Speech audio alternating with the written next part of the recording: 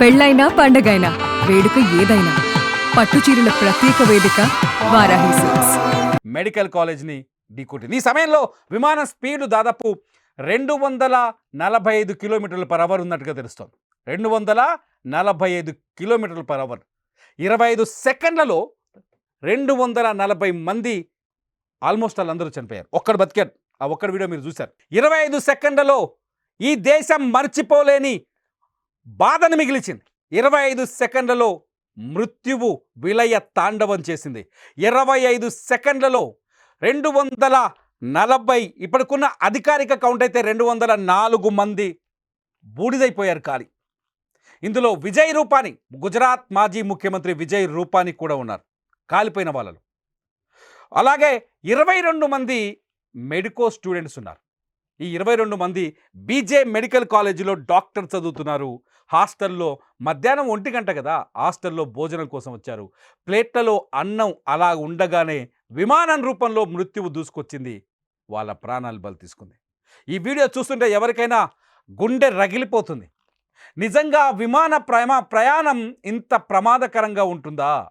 విమాన ప్రయాణం మనల్ని ఇంత ప్రమాదకర పరిస్థితుల్లో మనం ప్రయాణిస్తున్నామా? నిజానికి ఇటువంటిది ఉండదు. నిజానికి ఇటువంటి ప్రమాదాలు చాలా తక్కువ. కానీ ఇక్కడ మృత్యువును చూసిన తర్వాత ఒక బాధ కలుగుతోంది. అయ్యో, ఎంత అన్యాయంగా చనిపోయారే అని. ఒక్కసారి ఆ వీడియో చూస్తూ ఉండండి.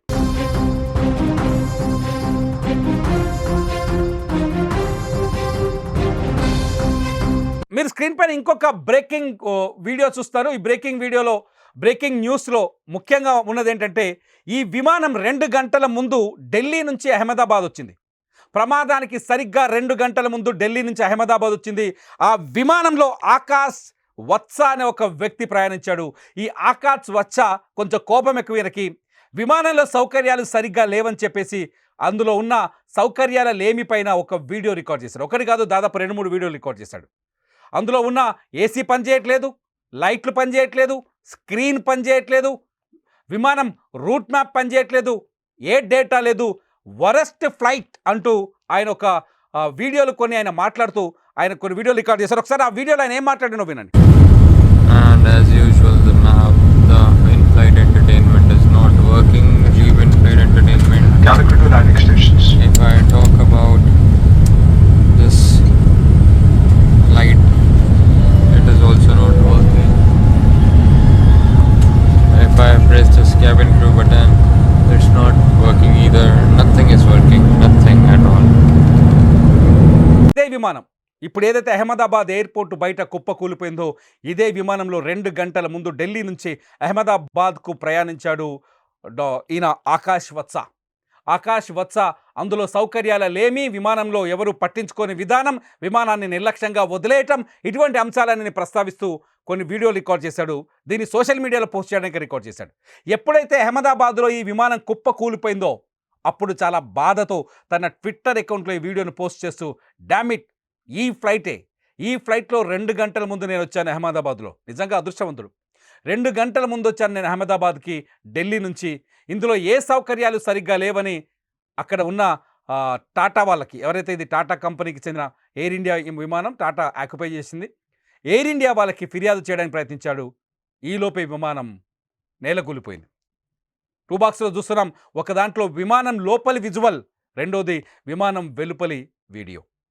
విమానం లోపలి వీడియో ఒకవైపు చూస్తున్నాం, విమానం వెలుపలి వీడియో ఒకవైపు చూస్తున్నాం. విమానం లోపలి వీడియో 2 గంటల ముందు ఈ బోయింగ్ విమానంలోనే రికార్డ్ చేయబడిన వీడియో. రెండోది లండన్ బయలుదేరే ముందు కుప్ప కూలిపోయిన ఇదే బోయింగ్ విమానం. ఈ విమానం నిజంగానే ఇతను భావించలేదేమో, ఇతను అనుకోలేదు ఇలాంటి ప్రయాణం తాను చేయాల్సి వస్తుందని.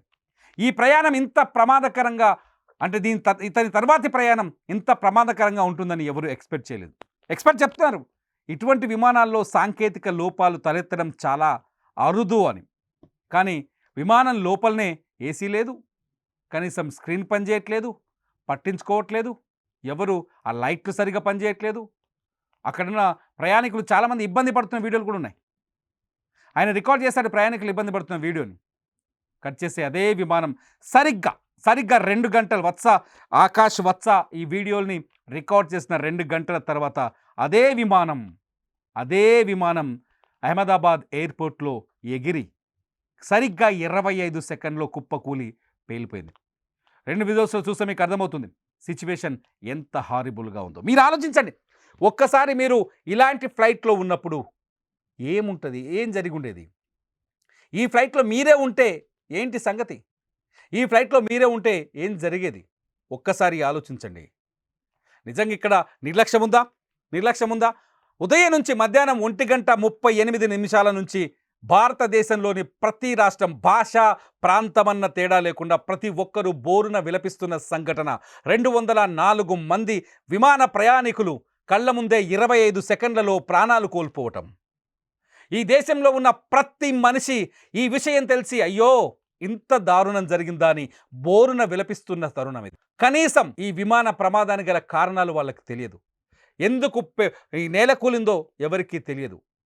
బ్లాక్ బాక్స్ వచ్చే వరకు, కాక్పిట్ వాయిస్ వినే వరకు ఈ విమాన ప్రమాదానికి గల కారణాలు బయటకు వచ్చే అవకాశం లేదు. కానీ విమానానికి ప్రారంభానికి ముందు ఇది ఢిల్లీ నుంచి అహ్మదాబాద్ వచ్చేటప్పుడు ఇందులో కొన్ని ఇంటర్నల్గా ఇది క్యాబిన్ లోపల సమస్యలు, క్యాబిన్ లోపల ఇటువంటి సమస్యలు ఉన్నట్టుగా ఆ వ్యక్తి ఆకాష్ వత్స చేసిన వీడియో ద్వారా మనకు అర్థమవుతుంది.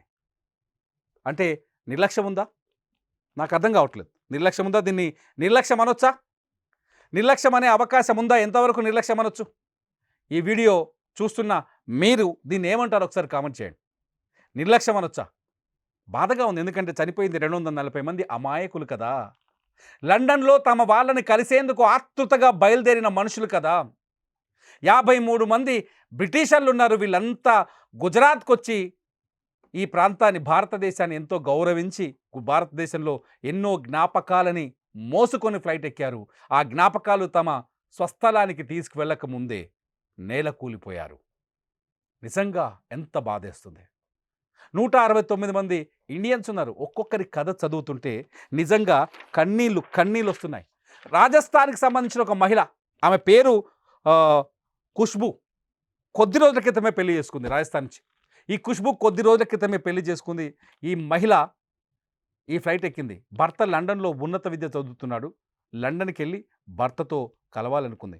ఫస్ట్ ఫ్లైట్, పెళ్ళైన తర్వాత ఫస్ట్ జర్నీ, ఎన్నో ఆశలతో ఎన్నో ఆనందాలను ఊహించుకొని భర్త కోసం ఎన్నో ఆశలని మూటగట్టుకొని ఈ ఫ్లైట్ ఎక్కింది. కానీ ఆమె అనుకున్న గమ్యంలో ల్యాండ్ కాలేకపోయింది, ప్రాణాలు కోల్పోయింది. Same scene. ఇద్దరు ఇంగ్లీష్ వాళ్ళు, బ్రిటిషర్స్, కొద్ది రోజుల క్రితం ఇండియాకు వచ్చారు. ఇక్కడ టూరిజాన్ని ఎంజాయ్ చేయడం కోసం వచ్చారు.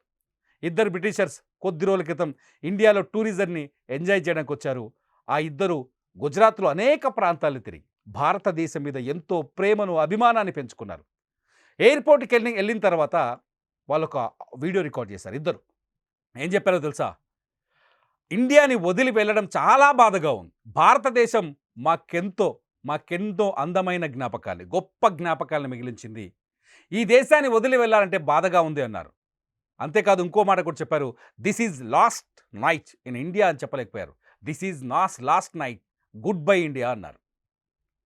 వాళ్ళ మాటల్లో